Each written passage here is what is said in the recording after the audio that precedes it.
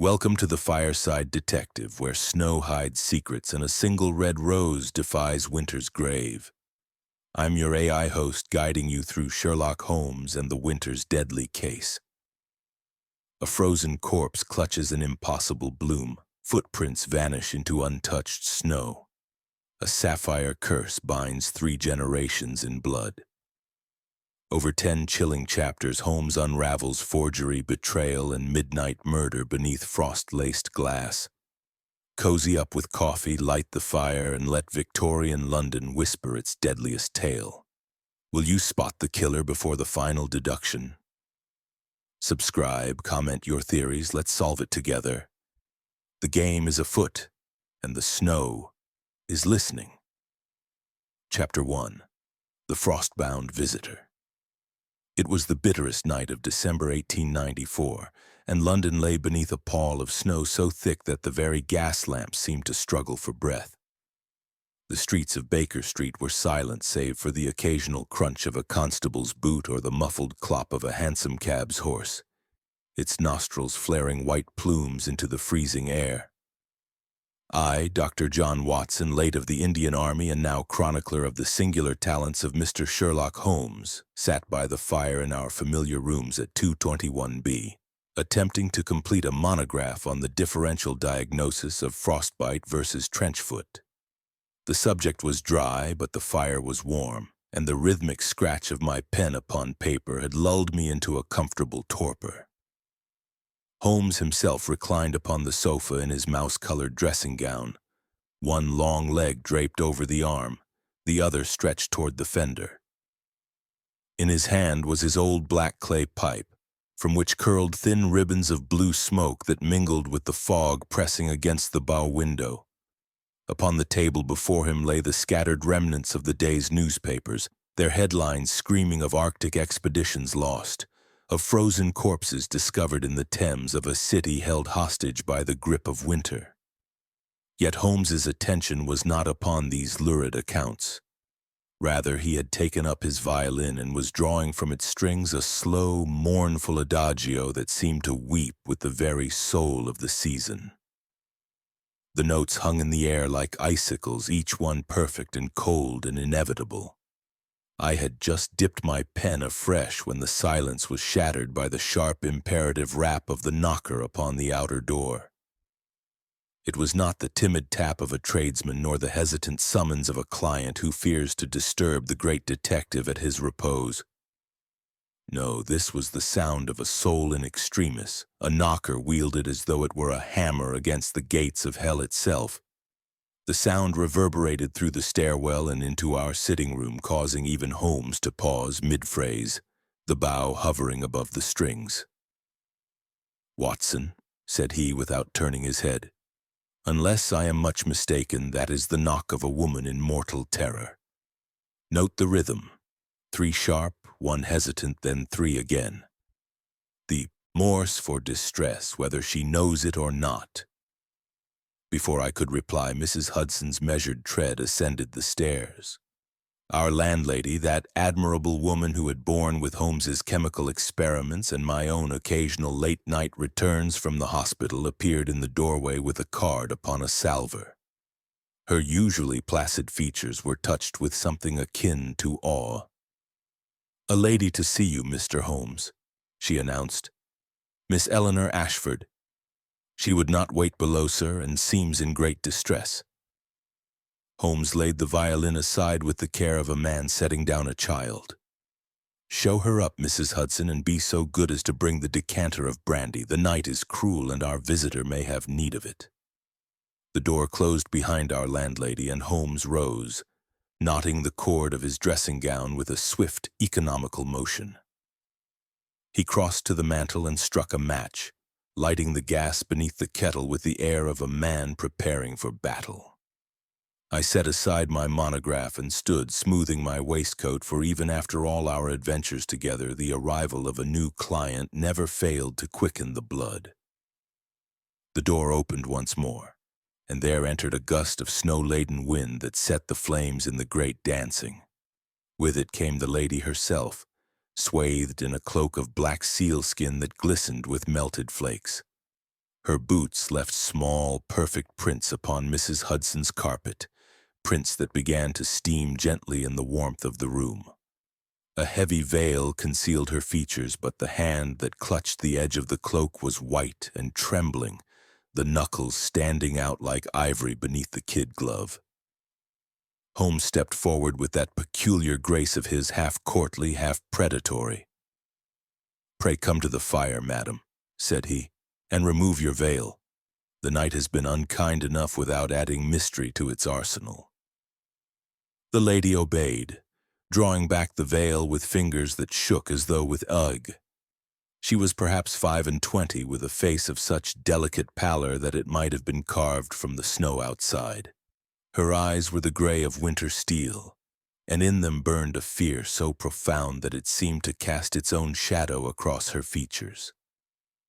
Yet there was breeding there, and courage too, for she drew a long breath and straightened her shoulders as though bracing herself against an invisible wind. "Mr. Sherlock Holmes?" Her voice was low, but it carried the clear diction of one born to command. "They told me at Scotland Yard that you take impossible cases." Holmes's lips curved in that characteristic half-smile. "I take interesting ones, Miss Ashford. Pray be seated and state your business before the fire claims another victim to its chill." She sank into the basket chair I pushed forward, her cloak falling open to reveal a gown of mourning black, its severity relieved only by a single jet brooch at the throat. Mrs. Hudson entered at that moment with the brandy, pouring a measure into a glass with the steady hand of one who has seen many a shaken soul restored by her ministrations. The lady took it with a murmured word of thanks, and the color began to return to her lips as the spirit warmed her. Holmes resumed his seat opposite her, his long fingers steepled beneath his chin. "Now, Miss Ashford," said he, "you have the advantage of us. You know our names, but we know nothing of you save that you arrive upon the wings of winter itself. Begin at the beginning and omit nothing. The smallest detail may prove the key." She set the glass aside and folded her hands in her lap, the gesture of a child reciting a lesson learned by rote. "I am Eleanor Ashford, niece and sole heir to Sir Reginald Vale, Baronet, of Vale Priory near Hampstead Heath. 3 nights ago, on the evening of the 21st, my uncle was found in the frozen garden of the Priory, his throat slashed from ear to ear. In his hand he clutched a single red rose, fresh as though plucked in midsummer. The local constabulary have pronounced it suicide, claiming the wound was self-inflicted. But Mr. Holmes, the rose was in full bloom and the temperature has not risen above freezing for a fortnight. Moreover, the footprints leading to the body simply ceased, 10 yards from where he lay, vanishing into untouched snow as though the earth had swallowed them." Here she paused, and I saw Holmes's eyes gleam with that particular light which I had come to recognize as the spark of interest kindled into flame. He leaned forward slightly. "Continue, Miss Ashford. Every detail is of importance." She drew a folded paper from her reticule and passed it across. "This arrived by the morning post the day after the inquest. It is a copy of my uncle's will lodged with his solicitors. By its terms, I inherit the entire estate, lands, investments, the priory itself, upon condition that I spend Christmas Eve alone within its walls. Should I refuse, or should I fail to do so, the estate passes to my cousin, Captain Felix Vale, late of the Afghan frontier, from whom my uncle was estranged these 15 years. Holmes unfolded the document with care, his eyes scanning the legal phrases with the speed of a man reading a familiar language. "And you believe," said he, "that the captain engineered this macabre tableau to frighten you into renouncing your claim?" "I believe," she replied, and her voice trembled upon the edge of tears, "that someone wishes me to inherit not merely a fortune, but a curse. For the Vale family has ever been dogged by whispers of madness and sudden death, and now my uncle lies cold beneath the yew trees of the Priory churchyard, a rose in his hand that should not exist. Holmes laid the will aside and rose, crossing to the window where the snow continued to fall in thick, silent flakes. For a long moment he stood there, his silhouette sharp against the frosted glass, and I knew that his mind was ranging far beyond the confines of our room, across the frozen heath to the Gothic pile of Vale Priory. "Watson," said he at length without turning, "the temperature outside is 12 degrees below freezing by the thermometer upon the sill. A rose in bloom under such conditions is indeed a botanical impossibility, unless, of course, one possesses a heated conservatory and a gardener of unusual skill. Tell me, Miss Ashford, does the Priory boast an orangery?" "It does," she replied, "though it has been locked these 10 years, since my uncle dismissed the head gardener for drunkenness.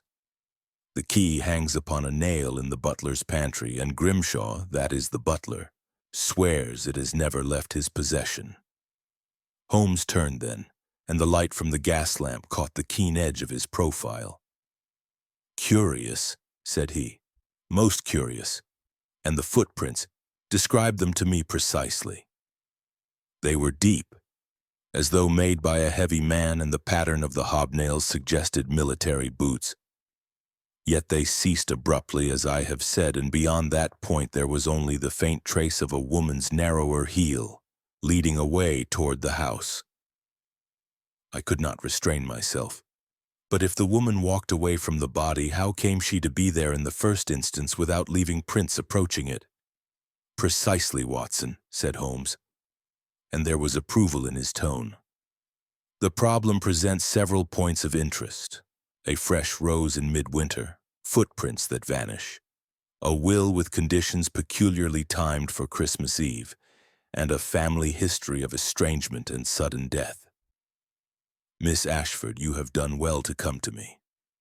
He crossed to the mantel and consulted his Bradshaw, his long fingers flicking through the pages with practiced ease.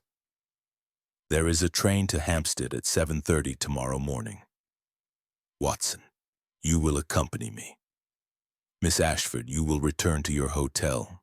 Pray give Mrs. Hudson the address and rest. We shall call for you at 9, and together we shall examine this frozen garden and its secrets." The lady rose, drawing her cloak about her once more. "You will take the case, then?" Holmes inclined his head. "I am engaged, madam, but one final question before you depart. The rose, did you recognize its variety?" She hesitated, then nodded. "It was a Rosa centifolia, the cabbage rose. My uncle was passionate about horticulture in his youth and kept a small collection of rare specimens. But the Priory's glass houses have been cold and dark these many years." Holmes's smile was wintry. "Then we have much to discover. Good night, Miss Ashford. Mrs. Hudson will see you out." When the door had closed behind her, I turned to my friend. "Holmes, this has all the hallmarks of a most singular problem. The rose alone—" "Is the key," he interrupted, reaching for his violin once more. "A rose that blooms in winter speaks of cultivation, of artifice, of a hand that defies nature itself, and where there is artifice, Watson, there is almost certainly crime." He drew the bow across the strings, and the mournful adagio resumed. But now there was a new note in it, a thread of excitement, of anticipation. Outside, the snow continued to fall, blanketing London in white silence. But within our rooms the game was afoot, and the chill of winter had given way to the warmth of pursuit. Chapter 2. The body in the snow dawn over Hampstead Heath was a study in monochrome, pewter sky, iron ground, and the black scribble of leafless oaks against the snow. The train from Baker Street had deposited us at the little station where the air tasted of coal smoke and pine, and a dog cart hired from the inn conveyed us the final mile to Vale Priory. Miss Ashford sat opposite Holmes and me, her face pale beneath the brim of a sable traveling hat, her gloved hands clenched upon a small morocco case that contained, she had informed us, the original of her uncle's will. The priory itself crouched upon a slight rise, a Gothic fantasia of pointed arches and gargoyles whose stone mouths dripped icicles like frozen tears. Smoke rose in a thin, reluctant column from one chimney. Elsewhere, the house seemed to hold its breath. As we alighted, the crunch of our boots upon the gravel was the only sound, for even the rooks that usually haunted the elms had been driven to shelter by the cold. Inspector Lestrade awaited us upon the portico, his ferret-sharp features half hidden by the upturned collar of his ulster. He greeted Holmes with the mixture of resentment and relief that had become customary.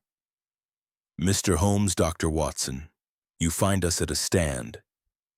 The local men are satisfied it's suicide, but the coroner's jury brought in willful murder against person or persons unknown, and the chief constable thought it best to call in the yard." He jerked his thumb toward the garden. "Bodies in the ice house now, but the scene's preserved. Snow hasn't shifted an inch since Tuesday." Holmes's eyes gleamed. "Excellent. Lead on, Inspector." We followed a path shoveled through drifts waist-high in places. The garden had once been formal, clipped yew, gravel walks, a frozen fountain where a stone triton blew an eternal silent blast upon his conch. But winter had reduced it to a wasteland of white hummocks and black skeletons of rose bushes. At its center lay the tableau that had brought us here, a rectangle of trampled snow perhaps 10 feet by 6, surrounded by untouched drifts. In the middle, a dark stain had frozen into a lacquer of crimson upon the white. Holmes dropped to one knee with the fluidity of a much younger man producing his lens from an inner pocket. I noted with approval that he had donned woolen half-mittens. Even his ascetic frame acknowledged the bite of 12 degrees of frost. "Observe, Watson," said he without looking up. The body lay supine, head toward the house, feet pointing to the orchard gate yonder. The wound, a single transverse slash left to right, severing both carotids and the external jugular. Yet note the blood spatter. It arcs leftward in a fan, suggesting the blade was drawn by a taller assailant standing to the victim's right. A suicide would hold the knife in his dominant hand. Sir Reginald was right-handed, I take it? Miss Ashford, who had followed at a distance, nodded. He was. Then he would have drawn the blade toward himself from right to left. The spray would have fanned rightward. Elementary hydrodynamics. Lestrade snorted. Could have turned the knife in his hand. Possible, Holmes conceded, but unlikely. The grip would be awkward, the angle unnatural. Moreover, he brushed snow from the edge of the stain, revealing a perfect boot print. Regulation army pattern, hobnails size 10. Deeply impressed, indicating a weight of perhaps 13 stone. Yet observe how the prints approach from the orchard gate. Continue to within 10 feet of the body, then cease. He gestured with the lens. Beyond the final print, the snow was virgin, save for a single line of smaller, narrower impressions, heel marks only, leading away toward the house. I felt the old familiar thrill. Someone walked backward in the larger boots to the body, then forward in smaller ones to obscure the trail. Precisely, Watson. Though the smaller prints are a woman's, size 4, French heel, and post-date the freezing of the blood by several hours. See how the crust is broken cleanly, whereas the army prints have feathered edges where the snow has refrozen around them. Lestrade scratched his chin. The niece, Miss Ashford, admits she discovered the body at 7 in the morning. Walked out to feed the peacock, she says, and found him. Miss Ashford's voice came steadily from behind us. I did. The peacocks had not been fed since the previous day. Grimshaw, the butler, had taken to his bed with rheumatism. I followed the path from the orangery door. My footprints are the smaller ones. Holmes rose, brushing snow from his knees. We shall verify that presently. First, the rose. He led us to the ice house, a low stone structure half buried in the slope. Within, the temperature dropped sharply, our breath plumed white. Upon a trestle table lay the mortal remains of Sir Reginald Vale. He had been a tall man, gaunt with the aquiline features of his class. The wound gaped like a second lipless mouth. In his right hand, clenched even in rigor, was the stem of a rose, thornless, the petals a deep arterial red, still dewed as though freshly plucked. Holmes lifted it carefully. Rosa centifolia, the cabbage rose. Note the absence of thorns, cultivated, not wild, and the scent. He held it beneath my nose. The perfume was heavy, almost cloying, redolent of summer greenhouses rather than midwinter death. Impossible without forced heat and careful pruning. The Priory's orangery, you said, Miss Ashford, has been locked these 10 years. So Grimshaw insists. The key hangs in the butler's pantry. He wears a duplicate upon his watch chain. Lestrade produced a small evidence envelope. Found this in the deceased's pocket. Suicide note, seemingly. Holmes took the paper, unfolding it with care. The handwriting was spidery but firm. The sins of my youth return to claim me. I choose the cleaner death. Forgive me, Eleanor. The signature was unmistakable, Sir Reginald's flourish upon the final E. Yet even as Lestrade watched complacently, Holmes's lens traveled across the page.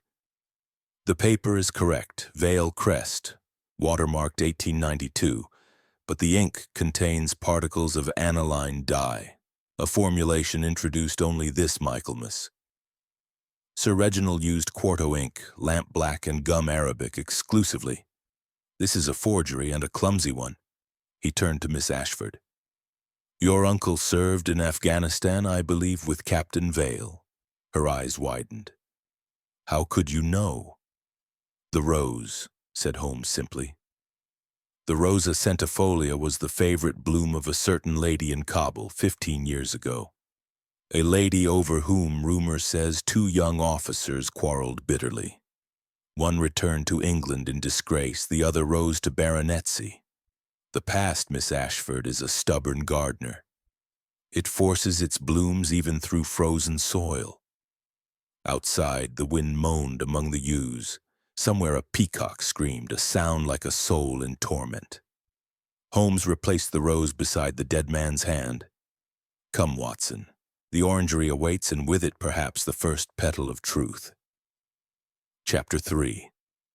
Footprints and Forged Letters.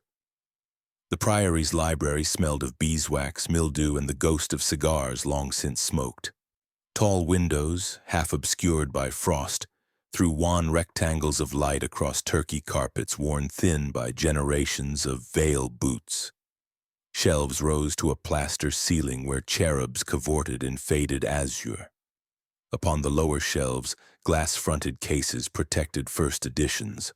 Walpole, Gibbon, a vellum-bound Mort d'Arthur, while above, a gallery ran the circuit of the room, reached by a wrought-iron spiral stair that creaked like a gallows in the wind. Holmes stood at the central table, the forged suicide note pinned beneath a bronze paperweight shaped like a sphinx. Around him the household assembled like pieces upon a chessboard. Miss Ashford, pale but composed. Grimshaw the butler, rigid as a ramrod despite the gout that swelled his left knee. Mrs. Grimshaw, housekeeper, her keys jangling at her waist like a jailer's. And finally Captain Felix Vale, summoned by telegram from his club in St. James's. The captain was a sun-browned man of 40 with a saber scar that ran from left temple to jaw, and eyes the flat blue of glacier ice. His boots, regulation cavalry, size 10, were still flecked with the slush of London streets. Holmes addressed them collectively. We seek truth, not scapegoats. Each of you will answer fully and in order. Grimshaw, the orangery key. The butler produced a large iron key upon a length of twine. Never left my person, sir, save when I sleep. Then it hangs upon the bedpost. Mrs. Grimshaw can vouch for me." His wife inclined her head. "He snores loud enough to wake the dead, Mr. Holmes. No one could lift that key without him knowing." Holmes turned the key in his fingers. "Yet the lock shows fresh scratches, file marks, I should say. Someone has taken an impression in wax." He laid the key upon the table beside the note. "Now, the handwriting. Captain Vale, you were your cousin's comrade in Afghanistan. Did he correspond with you after your disagreement?"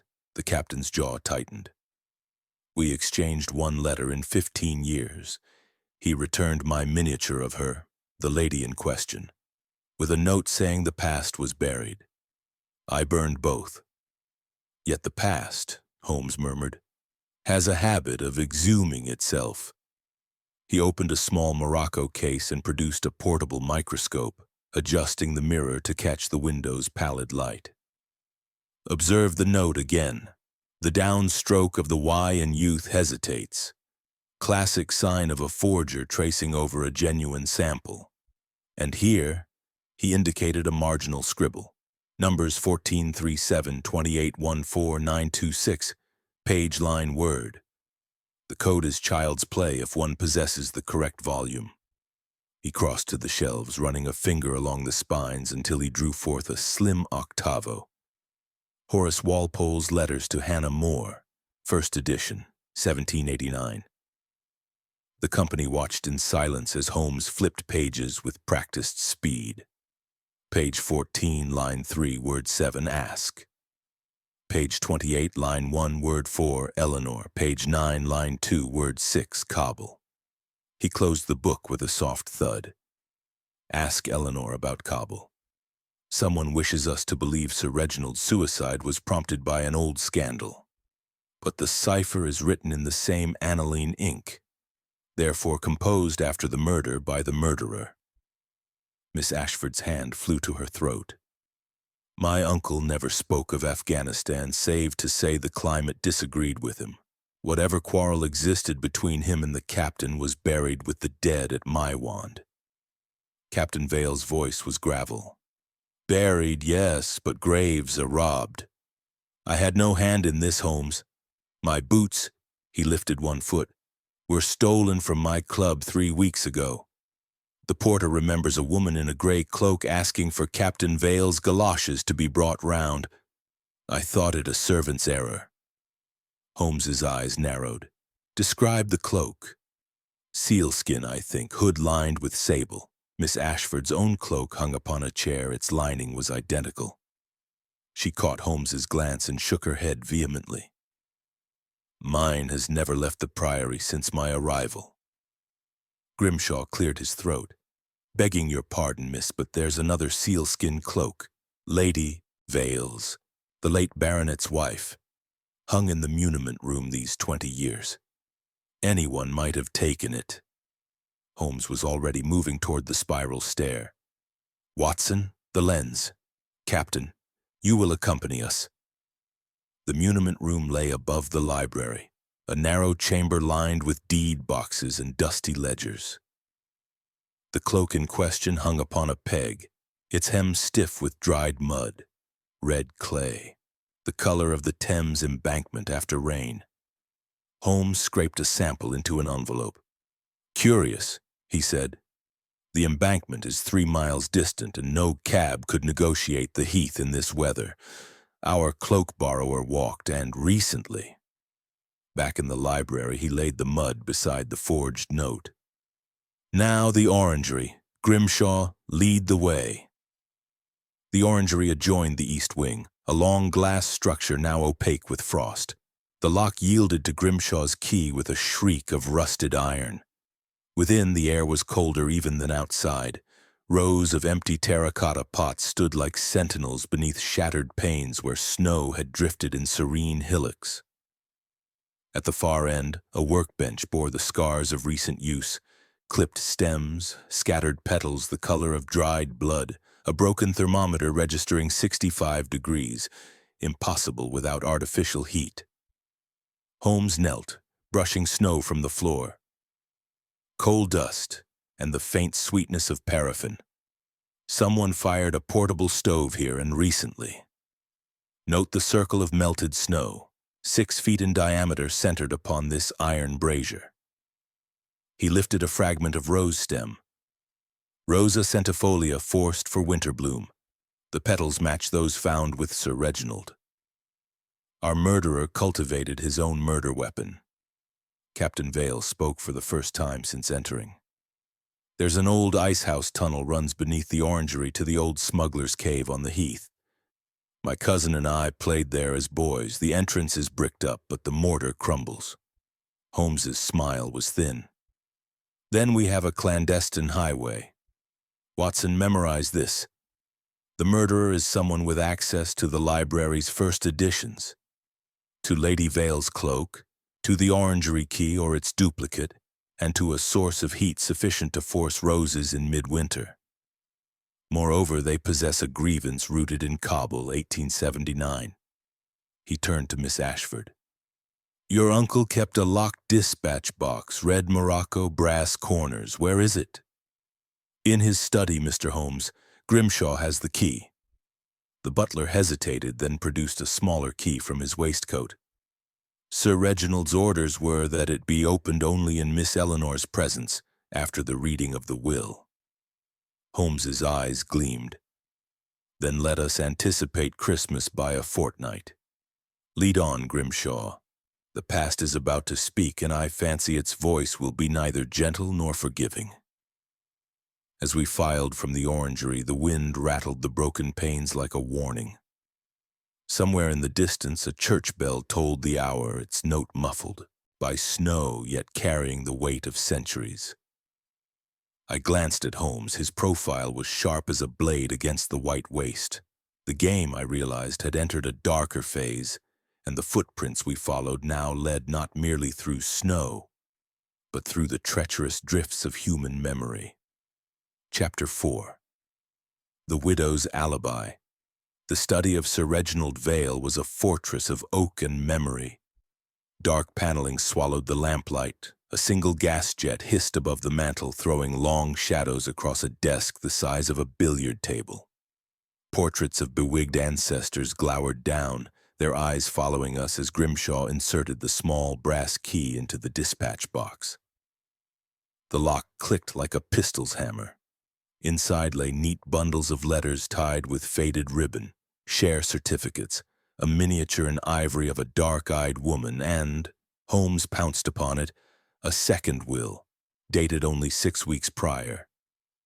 This document left the estate not to Miss Ashford, but to one Mrs. Letitia Hudson, described as my beloved fiancée, with a codicil disinheriting Captain Vale entirely.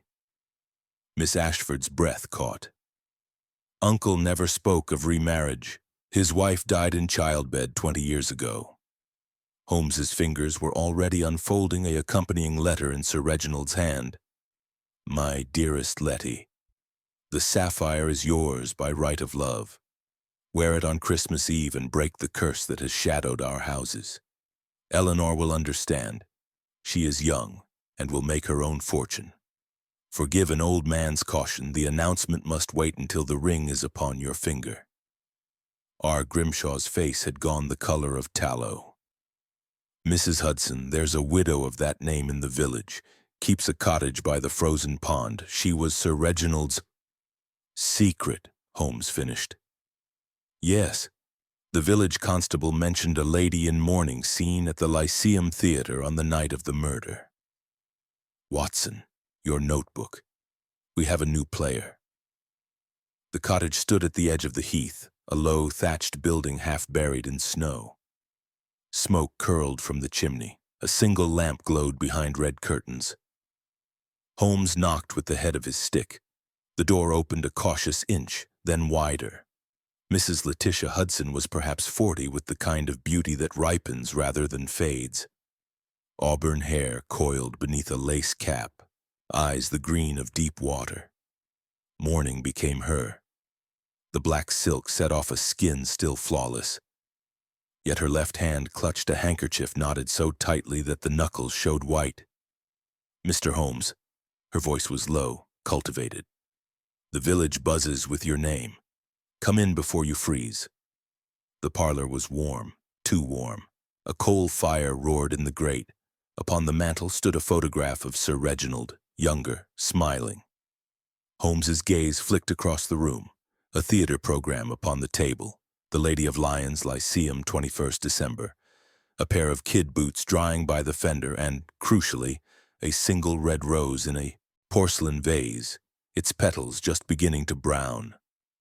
"You have an admirable conservatory, madam," Holmes observed. Mrs. Hudson's smile did not reach her eyes. "A gift from Reginald. He sent the rose by hothouse express only yesterday. Said it reminded him of our first meeting." Holmes lifted the bloom. "From Blackwood's nursery on the embankment, unless I miss my guess. The water in the vase contains traces of the same paraffin used to heat the Priory orangery. Curious coincidence." The lady's composure flickered. "I was at the theater, Mr. Holmes. Ask the box-keeper, I have the stub." She produced it. Lyceum, stalls, seat D14. The date was correct. Yet when Holmes turned the cardboard to the light, I saw what he had already noted. The perforation was crisp, the edges uncrushed. A ticket unused is a ticket unsat. "Tell me, Mrs. Hudson," Holmes said gently, "did you enjoy Pauline's speech in Act 3? Love is the voice of the heart. I confess it always moves me." For the first time, her gaze wavered. "I left at the interval, a headache." "Ah, yet the program is unmarked, and your boots—" He indicated the drying pair. "Bear red clay on the soles, the same clay we found upon Lady Vale's cloak.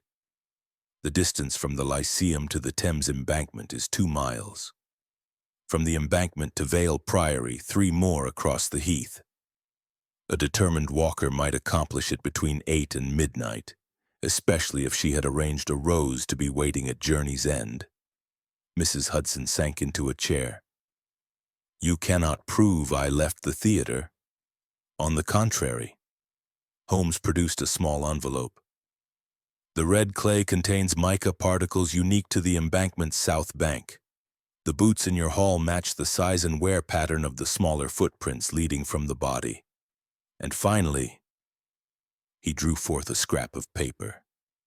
"This was found wedged beneath Sir Reginald's signet ring. A fragment of a love letter torn in haste. The handwriting matches the note in the dispatch box. You quarreled, madam." He had decided to honor his original will after all. Her laugh was brittle. "Reginald was old, sentimental. He feared the sapphire's curse more than poverty.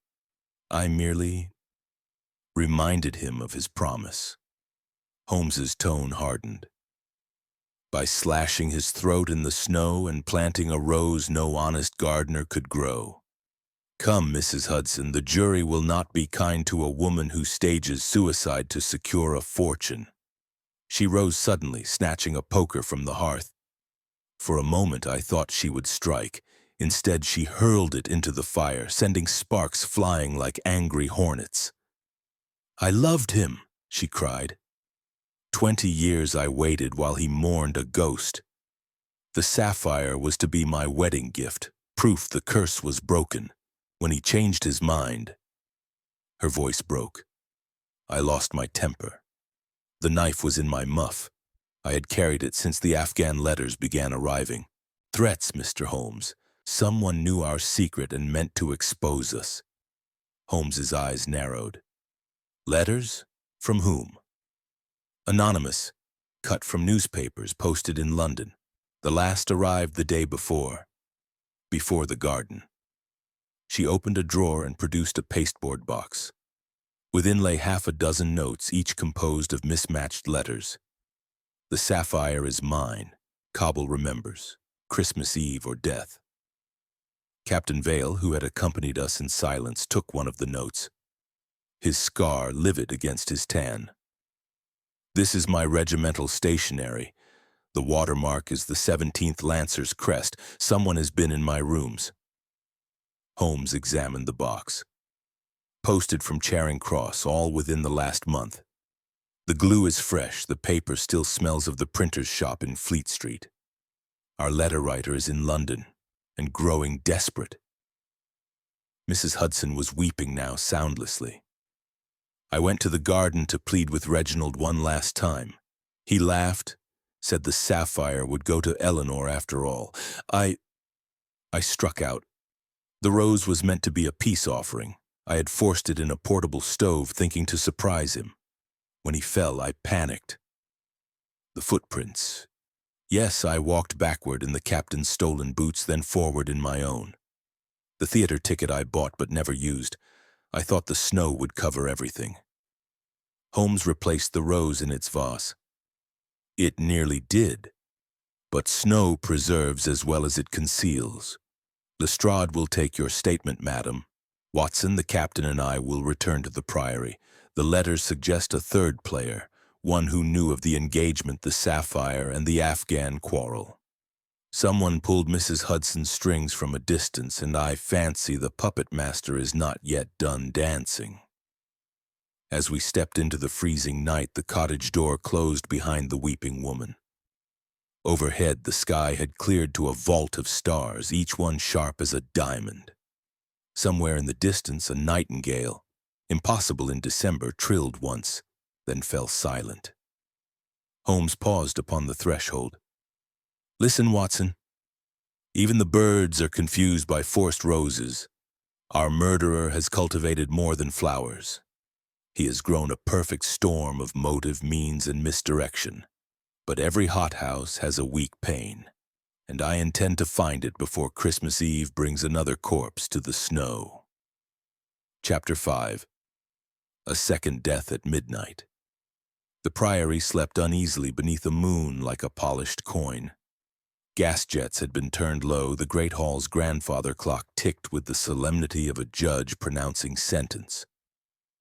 Holmes and I had taken adjoining rooms on the second floor, Miss Ashford in her childhood bedchamber at the far end of the corridor. Captain Vale had accepted Holmes's invitation to remain under the same roof for mutual protection, though the glance he cast at the locked doors suggested he trusted no one, least of all himself. Dinner had been a strained affair. Grimshaw served mulligatawny, soup and mutton that tasted of nothing. Mrs. Grimshaw's eyes were red-rimmed, whether from grief or guilt none could say. Lestrade had departed for the village with Mrs. Hudson in a closed carriage, leaving a single constable to pace the gravel with a bull's-eye lantern. Holmes had spent the meal dissecting the threatening letters under a pocket lens, murmuring about paper fibers and printer's ink. I had retired early, pleading the need to transcribe notes, but sleep evaded me. The wind moaned in the chimneys like a soul denied entrance. At 11:45, I heard Holmes's door open. His footsteps passed my room, soft as a cat's, then paused. A gentle tap. "Watson, are you awake?" I joined him in the corridor. He carried a dark lantern, shuttered to a slit. "The clock is about to strike. I have a fancy to witness the turning of Christmas Eve in the conservatory. Bring your revolver." We descended the servants' stair, avoiding the creaking main flight. The conservatory lay beyond the breakfast room, its glass walls opaque with frost. Holmes produced the orangery key, borrowed from Grimshaw under pretense of further examination, and we slipped inside. The air was colder than the grave. Moonlight filtered through broken panes, silvering the snow that had drifted across the flagstones. The portable brazier stood where we had found it, its ashes long dead. Holmes knelt, brushing snow from the floor. "Someone has been here since this afternoon," he whispered. "The prints are fresh, small, a woman's but heavier than Miss Ashford's. See the drag mark? A burden carried." He led me to the far end, where a false panel in the wainscot stood ajar. Beyond lay the smuggler's tunnel Captain Vale had mentioned, brick arches black with soot, the air thick with the smell of damp earth and coal dust. A single set of footprints led inward, the same small size, returning lighter. Holmes's lantern beam caught something glinting upon the ground. A sapphire large as a pigeon's egg, set in a filigree of blackened silver. The Vale sapphire, missing from the priory safe since the murder. Curious, Holmes murmured. Left as bait, perhaps, or payment. A scream shattered the silence, high, animal, cut off as though a hand had been clapped over the mouth. It came from the house. We ran. The corridor was a blur of shadow and moonlight. The scream came again from the west wing, Mrs. Grimshaw's room. The door stood open, inside chaos. The housekeeper lay sprawled across the rug, a candlestick of heavy Sheffield plate beside her head. Blood matted her gray hair, but the wound was superficial, a glancing blow. Captain Vale knelt beside her, his face ashen. Miss Ashford hovered in the doorway, a wrapper clutched about her nightgown. "She's alive," Vale said hoarsely. "I heard the crash and came running. Found her like this." Holmes knelt, fingers to the woman's throat. "Pulse steady. Concussion no more. Watson, your bag." I fetched brandy and sal volatile from my room. While I worked, Holmes examined the candlestick. It bore the Vale crest and engraved upon the base FV, Captain Felix Vale. "Yours, I believe," Holmes said quietly. The captain stared. "Impossible. Mine is in my dressing case. I saw it not an hour ago." Holmes lifted the stick to the light. "No blood, only candle wax. The blow was struck after unconsciousness. Observe." He indicated a faint smear upon the rug. "Laudanum spilled from this phial." He held up a small brown bottle, cork missing. "Mrs. Grimshaw was drugged first, then struck to simulate assault. The candlestick was placed to incriminate you, Captain." Mrs. Grimshaw stirred, moaning. Her eyes fluttered open. "A figure," she whispered, "in a cavalry cloak, face hidden, came through the window." The window stood open 6 inches. Snow had drifted upon the sill. Outside, the ivy that cloaked the west wall was torn, leaves scattered like green confetti. Holmes leaned out. "Boot prints again, size 10, military, but look." He pointed to the snow below. "They begin at the wall and walk toward the house, not away. Someone climbed down, entered, and will doubtless climb back to erase the evidence." He turned to Miss Ashford. "Your room, quickly." We found it untouched, but upon the dressing table lay a single red rose, fresh as the one in Sir Reginald's dead hand. Pinned to its stem was a note in the same cut-out letters. "Christmas Eve is mine. The sapphire returns to its rightful owner." Captain Vale's face was a mask. "I swear by my commission, Holmes, I have not left my room save to answer this cry." Holmes's eyes were bright as a hawk's. "Then we have a ghost who wears your boots and your monogram. Watson, the tunnel." We returned to the conservatory. The false panel stood wider now. The sapphire was gone. The footprints had been brushed away with a branch of yew, drag marks clear in the dust. But Holmes found what he sought. A single petal, crushed, and upon the wall a smear of blood, fresh, arterial. "Someone cut themselves in haste," he said. "The tunnel leads to the ice house. Lestrade's constable is there. Let us see what the night has delivered." The ice house door hung open. The constable lay bound and gagged with his own scarf, eyes wide above the cloth. Upon the trestle where Sir Reginald's body had rested lay a new horror. The corpse of a man, throat slashed, a red rose clenched in his fist. But this was no baronet. Holmes's lantern revealed a face I knew. Blackwood, the disgraced Kew gardener, his apron still stained with greenhouse earth. In his pocket a ledger, payments from Sir Reginald for winter roses. The final entry dated the day of the first murder, $500. Final specimen, solstice bloom. Holmes closed the dead man's eyes. "The puppet master cuts his strings. Blackwood forced the roses, built the portable stove. perhaps even drafted the threatening letters, but he knew too much. The tunnel was his highway. Tonight it became his grave. He turned to the bound constable. "Did you see the killer?" The man nodded frantically. Holmes loosened the gag. "Figure in a cloak," the constable gasped. "Carried a lantern. Went into the tunnel not 10 minutes ago. I challenged. Got a cosh on the skull for my pains." Holmes's smile was grim. "Then the game enters its endgame. Watson, the revolver. Captain, you will guard the ladies. Miss Ashford, lock every door. The sapphire is the bait, Christmas Eve the deadline. Our murderer means to claim both prize and inheritance in one stroke." As we stepped into the tunnel, the wind howled overhead like a banshee. Somewhere in the darkness ahead, footsteps echoed. Light hurried.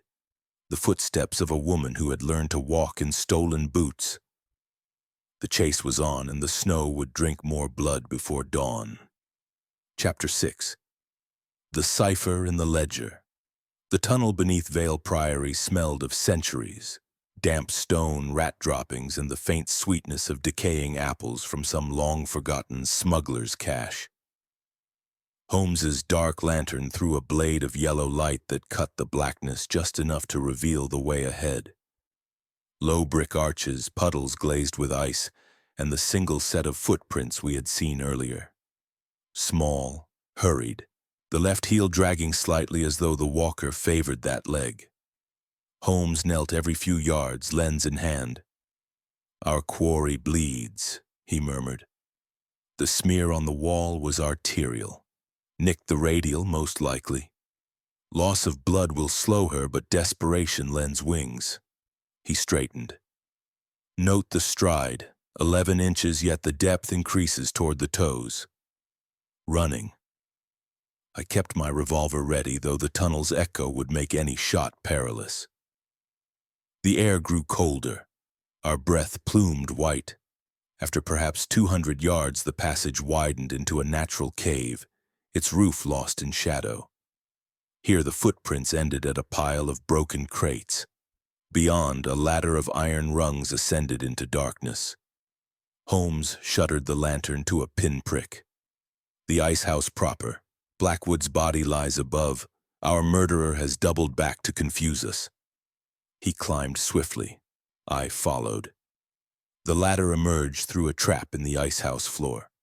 The constable still sat bound in the corner, eyes wide. Blackwood's corpse had been dragged aside. In its place lay the ledger, open to a fresh page. Upon it, in blood still wet, was scrawled a cipher. Holmes's eyes gleamed. A book code, but hurried. The hand shakes. See the tremor in the sevens. Watson, the Walpole volume from the library. I had slipped it into my coat at his earlier instruction.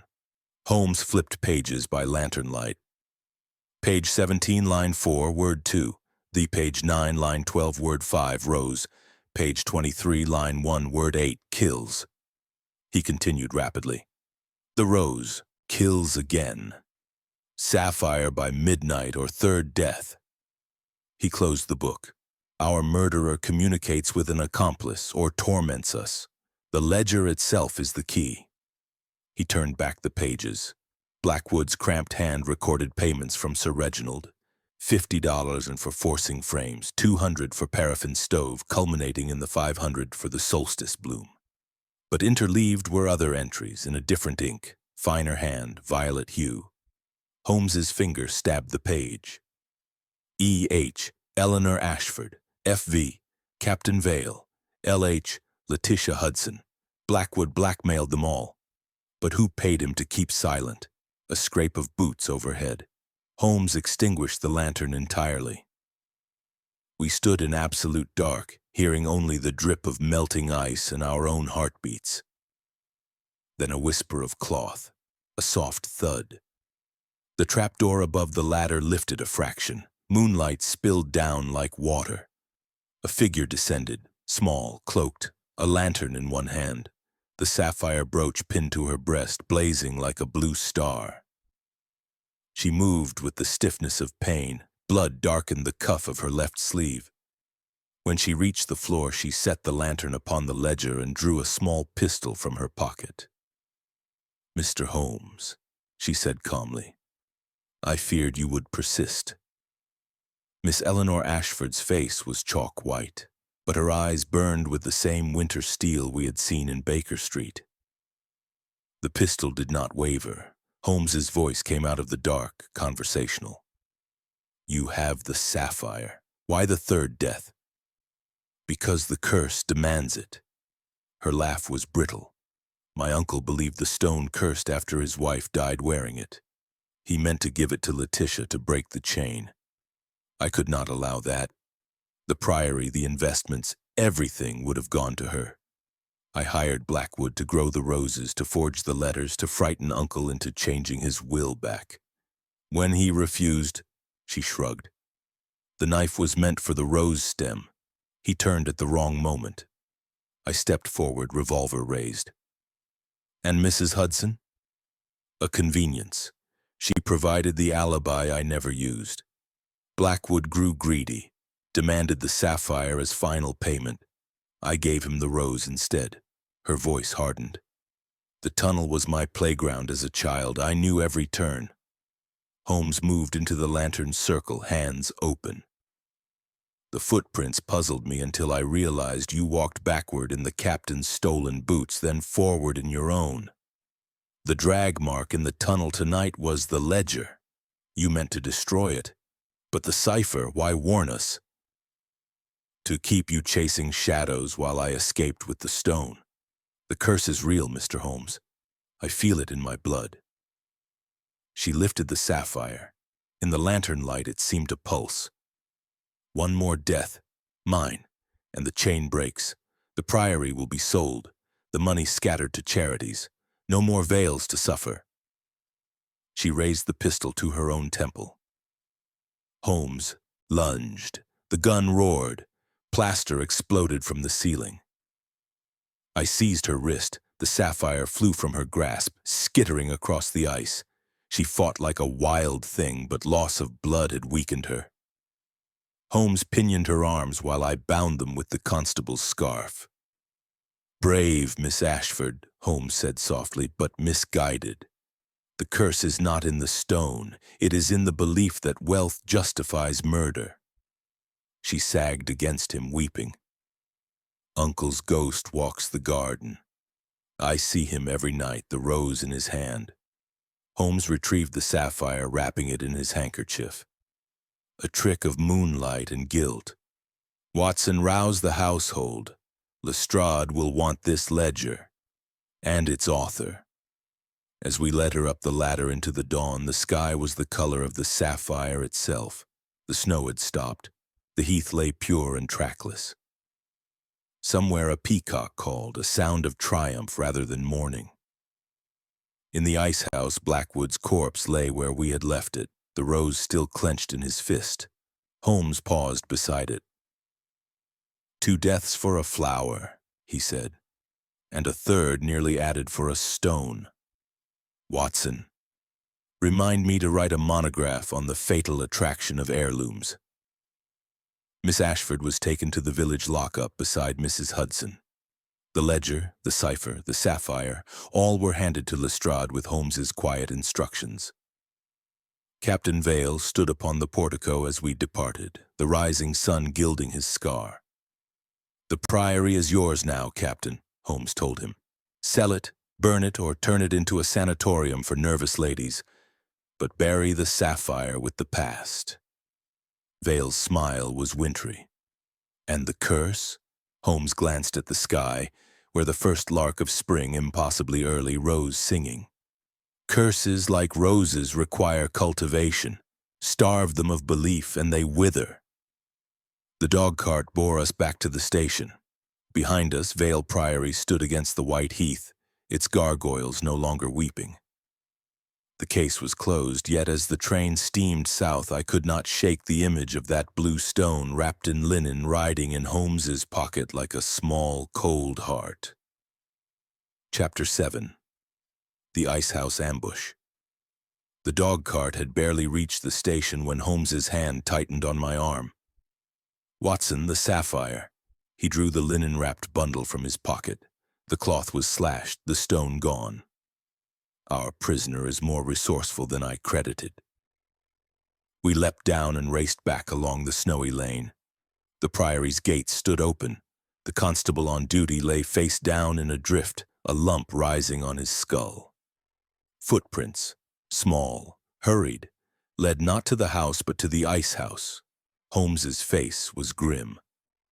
She has an accomplice after all. The cipher was a feint. The real play is the sapphire. Come. We followed the trail. The ice house door hung ajar. Within, chaos. Blackwood's body had been dragged from the trestle. The ledger lay torn, pages scattered like white moths. A single red rose, fresh as sin, lay upon the floor, its stem wrapped in a strip of violet silk torn from Miss Ashford's dressing gown. Holmes knelt. The silk is warm. She was here minutes ago. Note the blood, hers, but less than before. The wound clots. He pointed to the tunnel mouth. They descend together. We plunged into the darkness. The tunnel had changed. Lanterns hung at intervals, their flames guttering in the draft. The footprints were now two sets, Miss Ashford's small heel beside a larger military tread. Captain Vale's boots, but the stride was shorter, the weight lighter. Someone wears his boots, Holmes whispered. The captain himself, perhaps, or another who shares his size. The passage narrowed, then opened into a chamber I had not seen before, a natural cavern, its walls glistening with frost crystals. In the center stood a portable stove, its coals still red. Upon a crate lay the sapphire, gleaming like a drop of midnight. Beside it a pistol, Miss Ashford's, the one she had turned upon herself. A low laugh echoed. From the shadows stepped Captain Felix Vale, the sapphire now pinned to his tunic. In his hand, a cavalry saber caught the lantern light. "Gentlemen," he said, voice smooth as oiled steel, "you are punctual." Miss Ashford lay bound at his feet, gagged with her own scarf, eyes wide with fury. A fresh cut marred her cheek, superficial, meant to intimidate. Holmes's tone was conversational. "The game reveals itself at last. You stole your own boots from the club, planted the candlestick, drugged Mrs. Grimshaw to create confusion. Blackwood was your tool, until he demanded the sapphire. You killed him in the ice house, staged the cipher to implicate Miss Ashford, then freed her from the village lockup with the constable's own keys. A neat performance." Vale's scar twitched. "Nearer than you know, Holmes. Eleanor is my accomplice, willingly or not. She forged the letters, grew the roses with Blackwood. I merely directed the drama. The sapphire is the key to a debt in Kabul, a blood debt. The stone will buy my honor back." Miss Ashford shook her head violently, muffled words lost behind the gag. Holmes stepped forward. "Honor purchased with murder is dross. You quarreled with Sir Reginald over a woman in Afghanistan. She wore the sapphire. She died. You blamed him, nursed the grudge for 15 years. When he planned to give the stone to Mrs. Hudson, you saw your chance. You sent the threatening letters, hired Blackwood, manipulated your niece." Vale's laugh was bitter. "Eleanor came to me in London, desperate to keep the inheritance. I gave her Blackwood's name, the tunnel's secret. She thought the murders would frighten Uncle into disinheriting Letitia. When he died, she panicked, tried to confess. I could not allow that." He raised the saber. "The tunnel exits at the old smuggler's cave on the heath. A horse waits. The sapphire, and I will vanish before Lestrade rouses himself. Miss Ashford comes as insurance. Her confession will hang her if she speaks." Holmes's eyes flicked to the stove. "You forget the coals, Captain. They burn low. One kick." He suited action to word. The stove toppled. Coals scattered, igniting the scattered ledger pages. Flame leapt up, licking the dry crates. Vale lunged. The saber flashed. Holmes parried with his sword stick, the clash ringing like a bell. I fired over their heads. Plaster rained from the ceiling. Miss Ashford rolled clear as the two men circled steel on steel. Vale fought with the desperate skill of the frontier. Thrust, parry, riposte. Holmes was lighter, faster, his stick a blur. A crate splintered. The sapphire fell, skittering across the ice. I dove for it as Vale's saber grazed Holmes's shoulder, drawing blood. "Watson, the stone!" Holmes shouted. I seized it, but Vale was upon me. His boot pinned my wrist, the saber rose. Then Miss Ashford, freed by the fire's confusion, flung the burning ledger at his face. Paper flared. Vale staggered, cursing. Holmes's stick caught him behind the knee. He fell heavily. I bound his wrists with my belt while Holmes freed Miss Ashford. The fire roared now, licking the cavern roof. Smoke billowed, the air grew furnace hot. "The tunnel!" Holmes coughed. "It will chimney!" We dragged Vale upward, Miss Ashford stumbling beside us. The ice house burst into daylight. Behind us, flames roared up the tunnel like a dragon's breath. Lestrade's carriage skidded to a halt as we emerged, the inspector's face comical with astonishment. "Captain Vale," Holmes said, handing over the sapphire, "for the murder of his cousin and of Blackwood for assault and attempted theft. The tunnel will collapse. Evidence enough in the ashes." Vale spat blood. "The curse is broken," Holmes finished, "by fire, if not by justice." As constables took the captain away, Miss Ashford sank to the snow, weeping, not for guilt, but relief. The priory stood serene against the morning, smoke curling from the ice house like incense. The peacocks, disturbed by the commotion, spread their tails in jeweled fans against the white. Holmes pressed a handkerchief to his shoulder. "A scratch, Watson. Tend it later. For now, breakfast. The case is resolved, but the final deduction awaits the warmth of 221B. We left the priory behind. The sapphire returned to Lestrade's custody, the tunnel sealed by fire. The snow began again, soft and forgiving, covering the scars of the night. Somewhere in the distance, a church bell rang for matins, its note clear as crystal. The ambush had failed. The ice had melted, and the winter's deadly case, though not yet fully explained, had reached its turning point in flame and steel. Chapter 8. The Missing Heirloom. The fire at the ice house had done its work. By the time Lestrade's men had formed a bucket chain from the frozen pond, the tunnel had collapsed into a smoking scar across the heath. Captain Vale sat handcuffed in the priory's billiard room, his saber scar livid against a face gone gray with defeat. Miss Ashford, bandaged and cloaked, had been removed to the village inn under a police matron's care. Holmes and I, soot-streaked and weary, accepted Grimshaw's offer of coffee in the library, the only room still warm. Holmes paced before the hearth, his torn coat discarded, the shallow saber cut on his shoulder already crusted. "The case is not closed, Watson. The sapphire is recovered, the murderer taken. Yet the ledger's final page troubles me." He produced a scorched fragment salvaged from the cavern. In Blackwood's hand, beneath the $500 entry, was a single line in violet ink. "Heirloom returned, 24 discern balance due." "Returned," Holmes repeated. "The sapphire was never in the priory safe. Mrs. Hudson's confession confirmed it. Sir Reginald wore it nightly upon a ribbon, fearing theft, yet Blackwood speaks of its return. To whom was it sent and why?" A tap at the door. Lestrade entered, the sapphire in an evidence pouch. "Safe and sound, Mr. Holmes. The chief constable's compliments. He'll hang the captain by Christmas. But there's a queer thing." He laid a second object upon the table. A velvet-lined jewel case, empty, its lid embossed with the Vale crest. "Found in the captain's portmanteau. Smells of paraffin like the orangery stove." Holmes's eyes narrowed. "Open it to the light."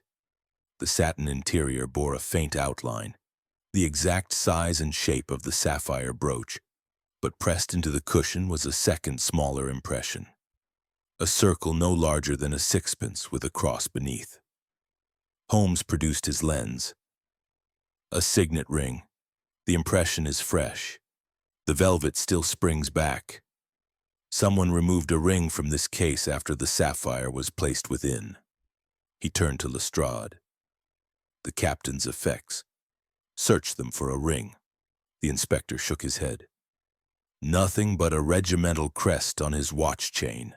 No signet. Holmes crossed to the library's gallery, ascending the spiral stair with the agility of a man half his age. Upon the upper shelf he found what he sought, a Morocco volume, Vale Family Pedigrees, 1688-1880. Dust motes danced as he opened it to a page marked with a pressed rose petal, withered, brown, yet unmistakably centifolia. "Observe," he said, descending, "the family tree. Sir Reginald's branch ends with Eleanor, but here," he tapped a marginal note in the same violet ink, R.V. Jr., B. 1879, Cobble, D. 1880. Sapphire ring bequeathed to godson F.V. I felt the old thrill. A child? Sir Reginald had a son in Afghanistan? Born to the lady over whom he and the captain quarreled. The child died in infancy. The mother followed. The sapphire ring, smaller, a gentleman's pinky, passed to Felix Vale as godson. Yet the captain wears no such ring. Lestrade scratched his chin. Then who has it? Holmes's smile was wintry. The one who cultivated roses, forged letters, and knew the tunnel's every turn. The one who believed the heirloom returned on Christmas Eve would break the curse forever. He rang the bell. Grimshaw appeared, trembling. "Sir?" "Your wife, Grimshaw. Where is she?" The butler's face crumpled. "Fled, sir. Slipped out during the fire. Left a note." He produced a scrap of paper. In Mrs. Grimshaw's neat copper plate. "The ring is mine by right. Forgive me." Holmes turned to the window. Snow had begun again, soft and relentless. The housekeeper. Of course. She served the family 40 years, knew every secret, every hiding place. She was the Kabul lady's maid, sent home pregnant when the scandal threatened. The child was hers and Sir Reginald's. She believed the sapphire ring her son's birthright. Lestrade whistled. "And she's loose with it now?" "Loose and desperate. The ring is all that remains of her claim. Watson, the revolver. Lestrade, your whistle. We hunt a ghost in the snow." We followed the trail from the servant's door. Small prints, deeper now, as though carrying weight. They led across the orchard to the frozen pond where Mrs. Hudson's cottage stood dark and empty. The door hung open. Within, the fire was dead, the theater program gone. Upon the table lay a single red rose and a note in violet ink. "The ring returns to its cradle. Christmas Eve ends the curse." Holmes knelt by the hearth. Ashes still warm. She passed this way not 20 minutes ago. He lifted a cinder, paraffin-soaked rag. She carries the stove, the orangery. She means to force one final bloom. We raced to the glass house. The lock had been forced. Within, the portable stove glowed cherry red. Upon the workbench stood a terracotta pot, a single rose bush forcing its way through the soil, buds already swelling. At its base, half buried, the sapphire ring glinted, its stone a twin to the brooch. Mrs. Grimshaw stood over it, apron stained with earth, eyes luminous with madness, in her hand a pruning knife. "The curse took my boy," she said softly. "The ring was his. I sent the letters, grew the roses, guided the captain's hand. Eleanor was to hang, Felix to vanish, the sapphire would buy silence. But the ring," she caressed it, "the ring comes home." Holmes stepped forward. "You drugged yourself with laudanum to plant the candlestick. You killed Blackwood when he demanded both jewels. You freed Miss Ashford to confuse us, but the curse is a lie you told yourself, Mrs. Grimshaw. Let it go." She laughed, a sound like breaking ice. Christmas Eve is the anniversary of my son's death. Tonight the ring blooms with the rose and the veil line ends. She raised the knife. To the plant, to her throat, it was impossible to tell. Lestrade's constables burst in. I seized her wrist. The knife clattered away. The ring fell into the soil, vanishing among the roots. As they led her out, she was weeping, calling for a child long dead. The stove hissed. The rosebuds trembled in the heat. Holmes extinguished the flame with a bucket of snow. "Enough," he said. "The heirloom is buried where it belongs. Let the gardeners of spring decide its fate." We stood in silence as the snow filled her footprints. The priory's gargoyles watched, impassive. Somewhere in the distance, a church bell began to toll midnight. Christmas Eve at last. The case had revealed its final secret. Not one murderer, but 3 hearts poisoned by a single stone. The ring was gone. The rose would wither, and the curse, perhaps, would sleep. Chapter 9.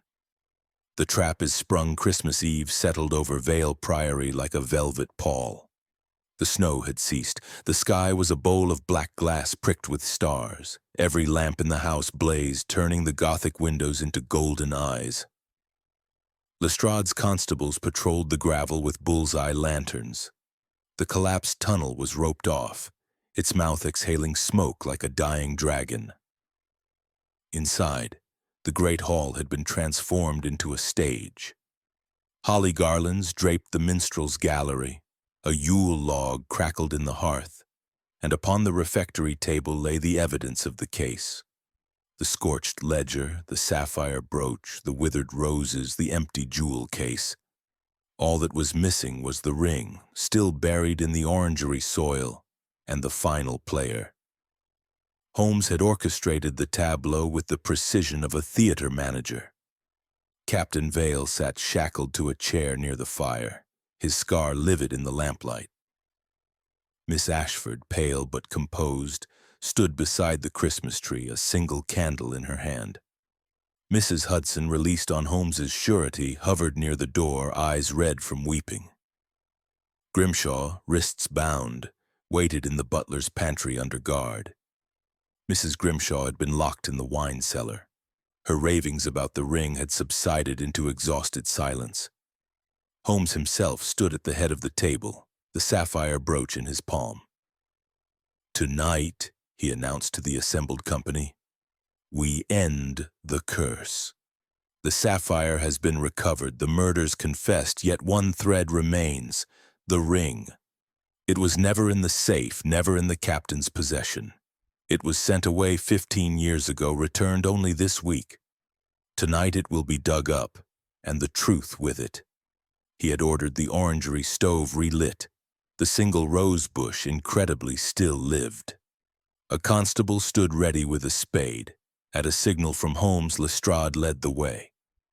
We processed across the snow like a funeral cortege. Holmes, myself, Miss Ashford, the prisoners, the police. The orangery door stood open. Frost glittered on the broken panes. The stove glowed. The rosebush had burst into defiant bloom. 3 perfect blood-red flowers, their scent heavy in the cold air. Holmes knelt, spade in hand. "The ring lies at the root," he said. "Mrs. Grimshaw buried it to sanctify her son's memory, but the earth remembers more than grief." He dug carefully. The soil was soft from the stove's heat. At 6 inches, the spade struck metal.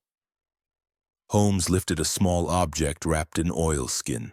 Within the sapphire ring, its stone a twin to the brooch, yet smaller, set in a child's band. And beneath it a folded paper, violet ink, Mrs. Grimshaw's hand. "The curse ends with me. Forgive." But Holmes's eyes were on the doorway. A shadow moved. Mrs. Grimshaw escaped from the cellar, stood cloaked in black, a kitchen knife in her trembling fist. Her hair had come unpinned, it hung wild about her face. "The ring!" she cried. "It is my son's!" Holmes rose slowly. "It is evidence, madam, and bait." He had planned it all. The procession, the digging, the announcement, every detail calculated to draw her out. The constable in the pantry had been instructed to loosen her bonds, the cellar door left on the latch. She had taken the bait like a trout to a fly. She lunged. The knife flashed toward Holmes's throat. I fired into the air. The report echoed like thunder. Lestrade seized her wrist. The knife clattered among the terracotta shards. She collapsed, sobbing as constables pinned her arms. "It was I," she whispered. "All of it. The letters, the roses, the tunnel."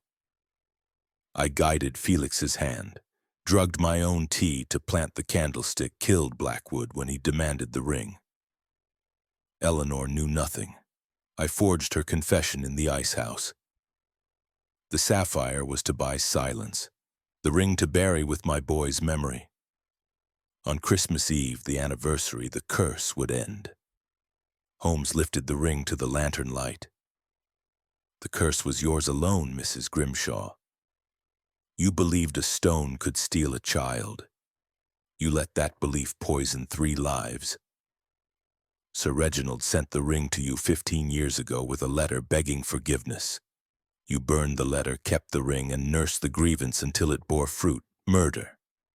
He turned to Captain Vale. "You were her pawn. She stole your boots, planted the candlestick, used your quarrel as a screen. When you discovered her plan, you tried to seize the sapphire for your own debts. A fatal miscalculation." Vale's laugh was hollow. "I deserved the noose. But the ring, give it to Eleanor. Let the last Vale wear it in peace." Miss Ashford stepped forward, candle trembling. "No, let it be melted down. The priory will be sold, the proceeds to found a home for fallen women. No more curses, no more heirs." Mrs. Hudson approached, eyes dry now.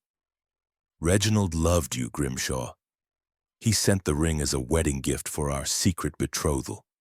You intercepted it, hid it, let jealousy grow. I forgive you." The old woman looked up, tears cutting channels through the soot on her cheeks. "Then forgive me too. I only wanted my son remembered." Holmes placed the ring upon the table beside the brooch.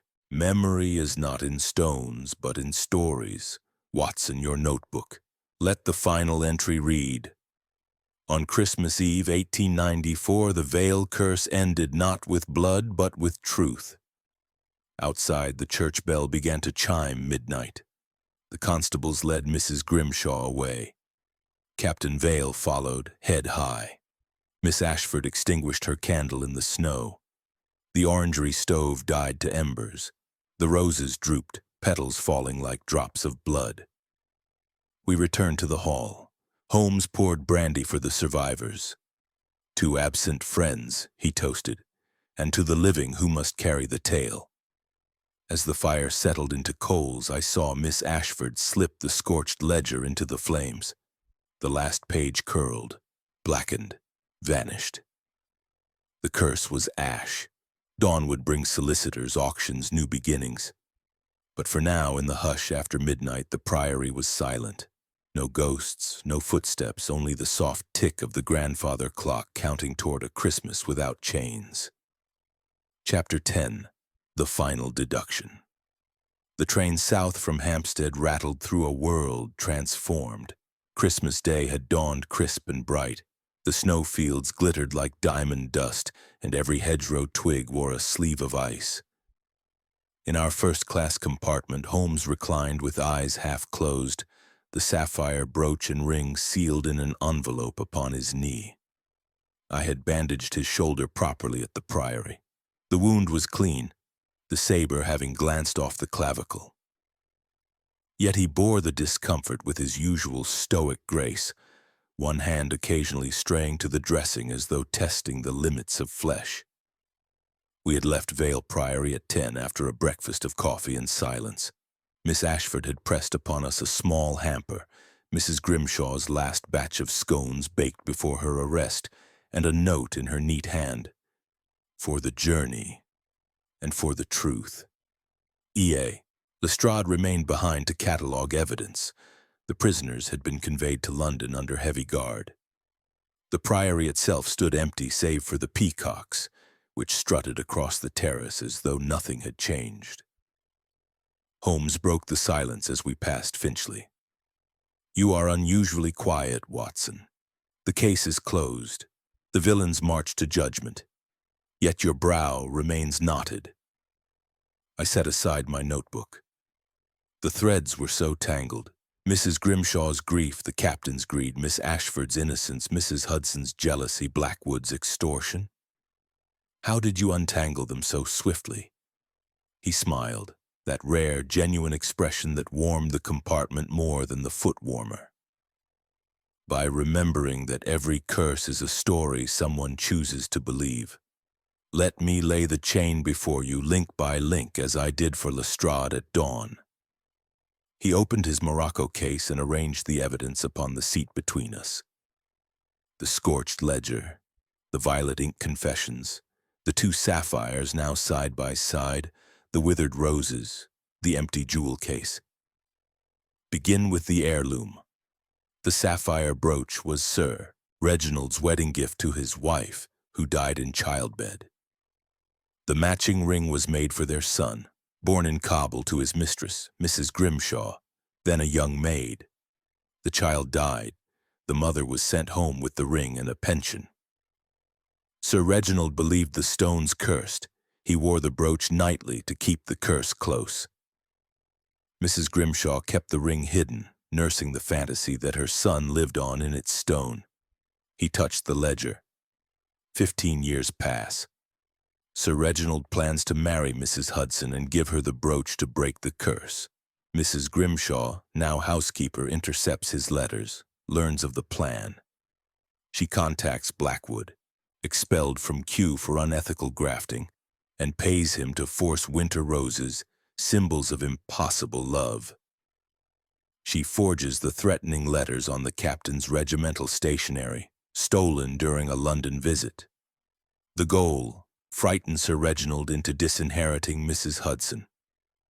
I nodded. But the captain complicated matters. Precisely.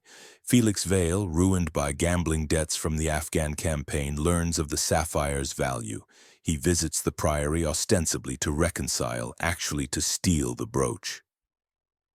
Mrs. Grimshaw sees an opportunity.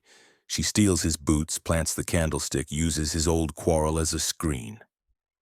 When Sir Reginald refuses to change his will, she lures him to the garden with a rose, her peace offering. He turns, the knife meant for the stem takes his life. Holmes lifted the forged suicide note. Panic. She stages the suicide, walks backward in the captain's boots, forward in her own. Blackwood demands both sapphires. She kills him in the ice house, plants the cipher to implicate Miss Ashford. The captain, discovering the murders, tries to seize the brooch for his debts, hence the ice house ambush. Miss Ashford, suspecting nothing, comes to us in genuine terror. And Mrs. Hudson? A red herring who reddened herself. She quarreled with Sir Reginald over the will, provided a false alibi, but committed no murder. Her tears were real, her guilt peripheral. He steepled his fingers. The final trap was the orangery. I announced the ring's recovery, knowing Mrs. Grimshaw could not resist one last pilgrimage. The stove, the rosebush, the dug earth, all bait. She sprang the trap herself. The train slowed for a tunnel. Darkness swallowed us. When light returned, Holmes was gazing out at the passing suburbs. The moral, Watson? Never underestimate the power of a mother's grief. Mrs. Grimshaw believed the sapphires stole her child. She spent 15 years cultivating vengeance as carefully as Blackwood cultivated roses. The curse was real because she made it so. I closed my notebook. And the sapphires? Return to Miss Ashford. She will melt them down, found her charity. The priory is sold. The proceeds will house a dozen women for every year the curse claimed a life. A fitting epitaph. We reached Baker Street at dusk. Mrs. Hudson, our own, greeted us with tea and a goose already roasting. The familiar room smelled of pine and cinnamon. Billy the page had strung paper chains across the ceiling. Holmes hung his coat, wincing slightly, and sank into his chair. Christmas, Watson. A season of forgiveness and of accounts settled. Play something cheerful. I took up my violin, his spare, and drew a lively knoll from the strings. Outside, the gas lamps flickered on, one by one, until London glowed like a promise. Somewhere in the city, 3 prisoners faced the new year in cells. Somewhere, a young heiress planned a future unshadowed by stones. And in our sitting room, the fire crackled. The goose scented the air, and Sherlock Holmes allowed himself the rare luxury of a smile. Later, when the bells of St. Marylebone rang in the night, he raised his glass. To absent friends, Watson, and to the living, who must write the next chapter. I drank, and for the first time in days, the winter felt warm.